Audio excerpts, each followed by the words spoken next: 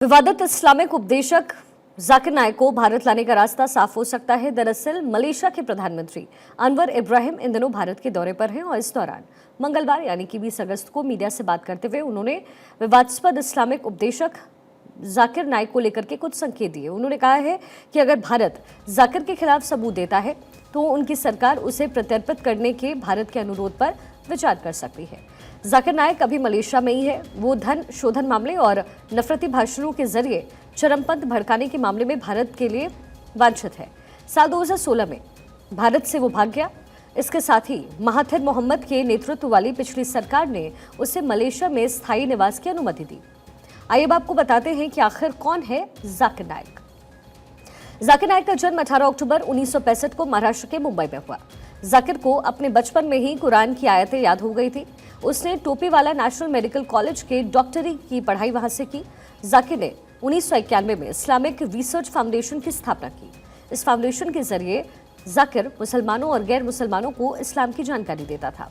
उस पर आरोप है कि वो हिंदू धर्म का मजाक उड़ाता है, धार्मिक भावनाओं को भड़काता है। जाकिर नाइक पर भारत में भड़काऊ भाषण देने, मनी लॉन्ड्रिंग करने और आतंकवाद को बढ़ावा देने का आरोप है। मई 2019 में ईडी ने जाकिर नाइक के खिलाफ टेरर फंडिंग मामले में चार्जशीट दायर की। इस चार्जशीट में बताया गया कि एजेंसी ने अब तक 193 करोड़ रुपए की संपत्ति की पहचान की है, जिसमें से 50 करोड़ से ज्यादा की संपत्ति जब्त की जा चुकी है। जाकिर नाइक के प्रत्यर्पण को लेकर के दिल्ली में पूछे गए एक सवाल मलेशियाई प्रधानमंत्री ने उस सवाल का जवाब दिया। उनकी सरकार को अगर कोई भी अनुरोध और सबूत दिया जाता है तो उस पर वो विचार के लिए तैयार है। इसी बीच अनवर इब्राहिम से जुड़ा हुआ विवाद भी सोशल मीडिया पर छाया है। दरअसल प्रधानमंत्री अनवर इब्राहिम की एक तस्वीर सोशल प्लेटफॉर्म पर जबरदस्त तरीके से वायरल है। ये जो तस्वीर है वो किसी और के साथ नहीं बल्कि विवादित धर्म प्रचारक जाकिर नाइक के साथ है। नाइक भारत में कई गंभीर मुकदमों का सामना कर रहा है और अदालत से भगौड़ा घोषित किया जा चुका है। भारत तमाम कोशिशों के बावजूद जाकिर नाइक के प्रत्यर्पण में कामयाब नहीं हो पाया और इसकी एक बड़ी वजह मलेशिया सरकार की उस पर दया दृष्टि को भी माना जाता है। जाकिर ने डॉक्टरी छोड़ करके इस्लामिक धर्मगुरु बनने का रास्ता चुना। वो दक्षिण अफ्रीकी उपदेशक अहमद दीदत से काफी प्रभावित रहा है। दीदत के भाषण और तकरीर सुना करता था जाकिर ने अपनी प्रसिद्धि बढ़ाने के लिए Islamic TV channel peace TV शुरू किया। जाकिर का टीवी चैनल कई देशों में टेलीकास्ट होता था। टीवी के जरिए फेम मिला, खुद को इस्लामिक स्कॉलर बताने लगा। 2 दशक में 30 से अधिक देशों में भाषण दे चुका है। भड़काऊ भाषणों के चलते वो भारत के अलावा यूके, कनाडा समेत 5 देशों में बैन है।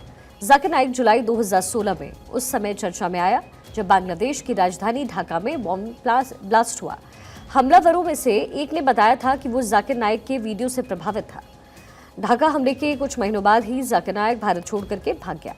जाकिर नाइक के गुनाहों का हिसाब करने के लिए भारत लगातार कोशिशें कर रहा है। फिलहाल जाकिर नाइक मलेशिया में है, लेकिन मलेशिया के साथ भारत के संबंध काफी पुराने हैं। मलेशिया भारत के लिए 16वें सबसे बड़े व्यापारिक साझेदार के रूप में उभरा है, जबकि भारत मलेशिया के 10 सबसे बड़े व्यापारिक साझेदारों में से एक है। पिछले वित्त वर्ष में दोनों देशों के बीच द्विपक्षीय व्यापार तकरीबन 20 अरब अमेरिकी डॉलर्स रहा। मलेशिया आसियान में भारत का तीसरा सबसे बड़ा व्यापारिक भागीदार भी है। भारत और मलेशिया के बीच मजबूत ऐतिहासिक और सामाजिक सांस्कृतिक संबंध है। इसे रिश्ते को धार देने के लिए मलेशिया के पीएम का भारत का दौरा अहम है और अब उनके स्टेटमेंट से उम्मीद ये है कि जाकिर नाइक को जल्द भारत लाया जा सकता है।